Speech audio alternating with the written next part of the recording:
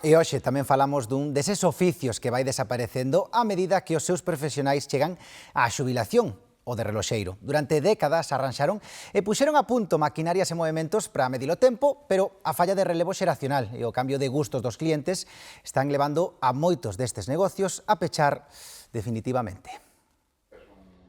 Juan Álvarez é o reloxeiro de toda a vida para os veciños da zona vella de Ourense e dos poucos que quedan na cidade das Burgas.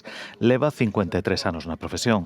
Empezou nela de adolescente profesionalizando a herdanza do seu pai e avó que vendían os reloxos polas vilas. Un curso de correspondencia aos 15 anos, 15 ou 16, e depois xa baixo un profesional empezando a mirar co que facía e foi pouco a pouco. Este reloxeiro bota a persiana do seu negocio no verán porque xa son 69 anos e porque a familia tamén reclama atención. A miña muller me dice que non quere estar sola e eu tamén creo que chegou o momento de deixarlo. Durante todo este tempo viu como a súa profesión foi cambiando ao paso das maneciñas dos anos. Acordo meter a un cliente e comprarlle un reloj de ouro a un neto de 8 anos. Digo, coño, pero como comprarse un reloj de ouro?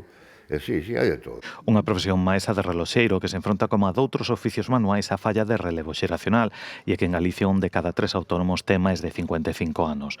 Os reloxos xa non se herdan nin se agasallan como antano porque a mocidade ten outros gustos e así é difícil que a xente máis nova aposte por esta profesión. Agora os jóvenes xa non compran joia,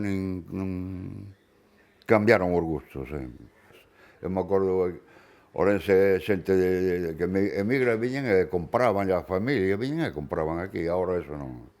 Moitos veciños pedironlle que seguir uns anos máis, pero Juan prefire poñer punto e final. Seguirá ocupado esta vez na horta a súa outra paixón, porque o mellor de saber medir o tempo é tamén saber desfrutalo.